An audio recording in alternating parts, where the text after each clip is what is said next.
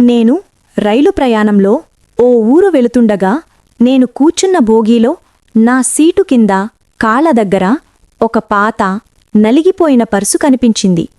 దానిని పైకి తీశాను. అందులో కొద్దిపాటి నోట్లు, ఒక కృష్ణుడి ఫోటో తప్ప ఏమీ లేవు. ఎవరిదో తెలిపి ఆనవాళ్లు ఏమీ లేవు. ఎలా తిరిగి ఇవ్వడం? ఈ పర్స్ ఎవరిదండి అంటూ అడిగా. అక్కడ ఉన్నవాళ్లల్లో అందరూ పర్సుకేసి చూశారు. తమ జేబులు తడుముకున్నారు. ఇంతలో పక్క బెర్తులో కూర్చుని భగవద్గీత చదువుకుంటున్న ఒక పెద్దాయన నెమ్మదిగా వచ్చి అది తన పర్స్ అని చెప్పాడు. మీ పర్సు అని నమ్మకమేమిటి? ఏదైనా ఆనవాళ్లుంటే చెప్పండి అన్నాను. అందులో కృష్ణుడి ఫోటో ఉంటుందండి అన్నాడాయన. ఆ ఒక్క ఆనవాళ్లు చెబితే ఎలాగండి? ఇంకా ఏదైనా చెప్పండి, మీ ఫోటో పెట్టుకోవచ్చు కదా అని అడిగాను. అప్పుడు ఆ పెద్దాయన చెప్పిన సమాధానం మన అందరికీ ఒక పాఠమే. బాబూ, అది చిన్నప్పుడు నాకు మా నాన్న ఇచ్చిన పర్సు. అప్పుడు నాకు మా అమ్మా నాన్న అంటే చాలా ఇష్టం. అందుకని నేను వాళ్ల ఫోటో అందులో పెట్టుకున్నాను. కాలం గడిచే కొద్దీ నేను చాలా అందంగా ఉన్నాను అని నాకు అభిప్రాయం కలిగింది.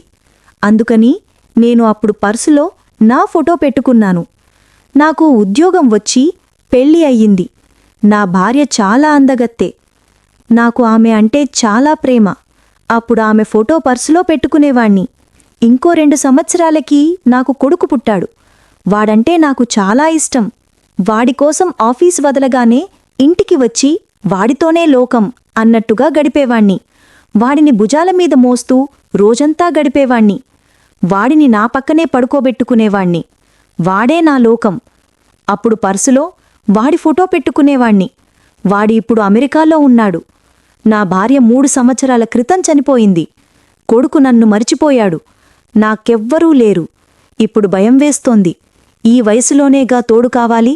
అందుకని నాకు తోడుగా కృష్ణుణ్ణి పెట్టుకున్నాను. ఆయనే నాకు ఇప్పుడు తోడు. నా సంతోషానికి ఆయన సంతోషిస్తాడు. నా విచారానికి ఓదారుస్తాడు. నాతో ఎప్పుడూ ఉండే ఆయనను ఎప్పుడో పర్సులో పెట్టుకోవలసిన నేను చాలా ఆలస్యంగా గుర్తించాను. ఇప్పుడు నేను ఆయనతో గడుపుతున్నాను. భగవద్గీత చదువుతుంటే స్వయంగా ఆ జగద్గురువే నాతో మాట్లాడుతున్న అనుభూతి, ఆనందం కలుగుతున్నాయి. చిన్నతనం నుంచి నన్ను విడిచిపెట్టిపోయే అశాశ్వతమైన అంశాలకే ప్రాధాన్యత ఇచ్చాను తప్ప శాశ్వతమైన పరమసత్యం, ఈ భగవద్గీత అనే నిజాన్ని విస్మరించాను.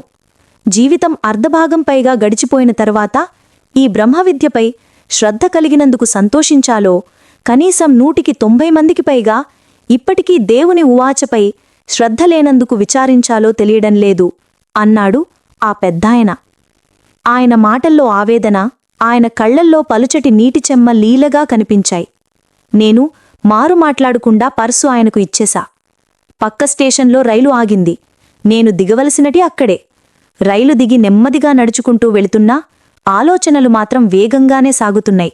బయటకు రాగానే ఎదురుగా గోడపై భగవద్గీత చదవండి, శ్రీకృష్ణుని నిజభావం తెలుసుకోనండి అని వ్రాసి ఉన్న బోర్డు చూసి దానిపై ఉన్న నెంబర్కి కాల్ చేసి నాకు భగవద్గీత కావాలని అడిగాను.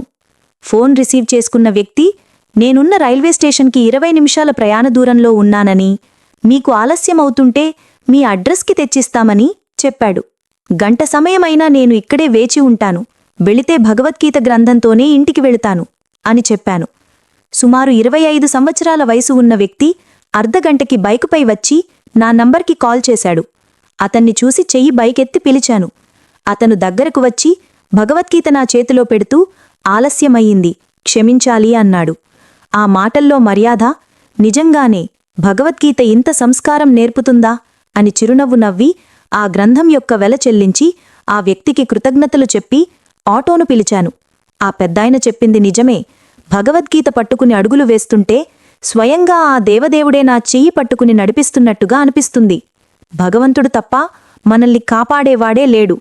నిత్యం మనకు ఎన్ని పనులు ఉన్నా భగవంతుడు చెప్పిన భగవద్గీతకు కాస్త సమయం కేటాయిస్తే ఆయన మనకోసం జీవితకాలం తోడు ఉంటాడు.